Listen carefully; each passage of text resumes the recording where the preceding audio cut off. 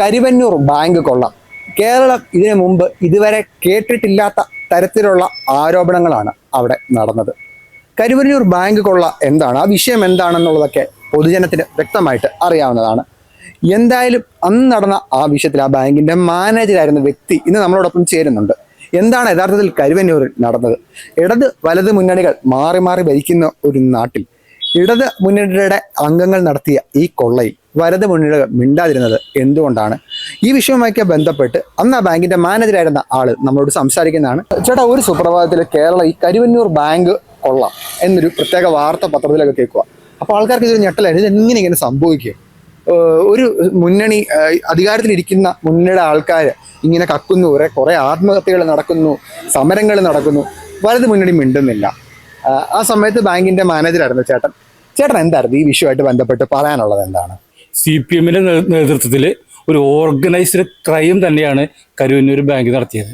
അത് ചാക്കിൽ പണം എടുത്തുകൊണ്ട് KP അരവിന്ദാക്ഷനെ പോലുള്ള ആളുകൾ AC മൊയ്തീൻ്റെ നിർദ്ദേശത്തോടു കൂടി, AC മൊയ്തീൻ ഇപ്പോൾ സ്ഥാനാർത്ഥിയാണ്, അത്ഭുതങ്ങൾ ശ്രദ്ധിക്കുന്നത്, അത്രയും തരം താഴ്ന്ന LDF, അവരൊക്കെ കൊള്ളയടിച്ചിട്ടാണ് ഇവിടുത്തെ പാവപ്പെട്ടവർ മരിച്ചത്.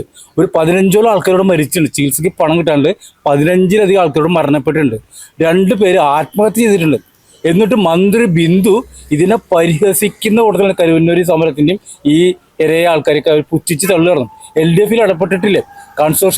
ഇന്നും കൺസോർഷ്യം രൂപീകരിക്കപ്പെട്ടിട്ടില്ല. പാവങ്ങൾക്ക് ഇന്നും പണം കൊടുത്തില്ല.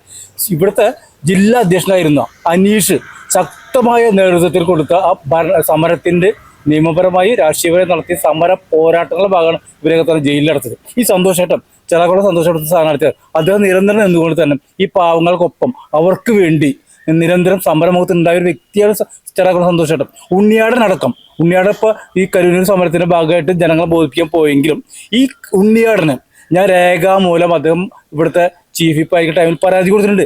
അദ്ദേഹം അത് നിയമസഭയിൽ പറയാന്ന് പറഞ്ഞു പോയി പുച്ഛിച്ച് തള്ളു ചെയ്ത്. അപ്പോൾ സൂത്രത്തിൽ ഇവർ LDF UDF ഒരുമിച്ച് നിന്നുകൊണ്ടാണ് ഈ കൊള്ള നടത്തിയത്. ഇപ്പോൾ ഇരിങ്ങാലക്കുട ടൗൺ കോപ്പറേറ്റീവ് ബാങ്ക് വലിയ പ്രതിസന്ധിയിലാണ്. വരും ദിവസങ്ങളിൽ ഞങ്ങളും അതിനെതിരെ സമരം തുടങ്ങുകയാണ്. ചേട്ടാ, ഒരു സംശയം. അന്ന് ആ ബാങ്കിന്റെ മാനേജറായിരുന്നു ചേട്ടൻ. അപ്പോൾ ചേട്ടൻ ഈ കൊള്ളയായിട്ട് ബന്ധപ്പെട്ട് അറിവ് കിട്ടുന്നത് എപ്പോഴാണ്? ഞാൻ സത്യം പറഞ്ഞു കഴിഞ്ഞാൽ CPM-ന്റെ ലോക്കൽ കമ്മിറ്റി അംഗമായിരുന്നു. 2003 തൊട്ട് ഞാൻ അന്നത്തെ ബേബി ജോൺ ജില്ലാ സെക്രട്ടറി പരാതി കൊടുത്തിട്ടുണ്ട്. പിന്നീട് നിയമസഭ കുന്നോളത്ത് മത്സരിക്കുന്ന AC മൊയ്തീൻ, അന്ന് ജില്ലാ സെക്രട്ടറി ആയിരുന്നു, അദ്ദേഹത്തിന് പരാതി കൊടുത്ത് ഇതൊക്കെ പുച്ഛിച്ച് തള്ളി ചെയ്തു. ബേബി ജോൺ അന്വേഷണം നടത്തി.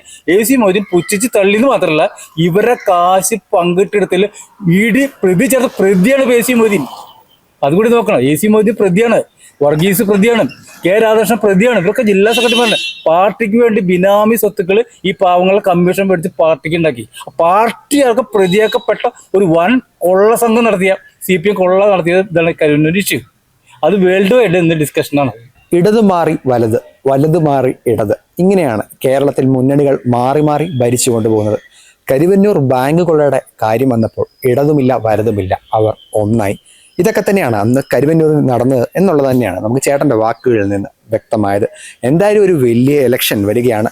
ഇരിങ്ങാലക്കുടക്കാർ ഒരു കാര്യമാണ് പറയുന്നത്, ഇത്തവണ ചിലപ്പോൾ ഒരു മാറ്റം വന്നേക്കാം. അത് ചിലപ്പോൾ നല്ല